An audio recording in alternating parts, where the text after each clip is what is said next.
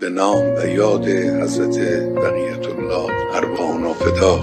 خود ایشون بهار دلها و تراوت دوران هاست. السلام علیک ایها العلم المنصوب و العلم المسبوب و الغوث و الرحمة الواسعة وعدا غیر مکذوب. السلام علیک حین تقوم، السلام علیک حین تقعد، السلام علیک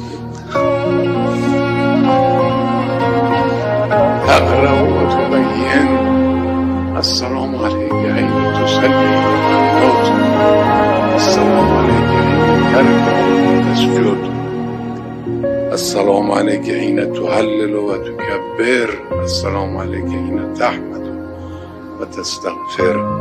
به نام و یاد حضرت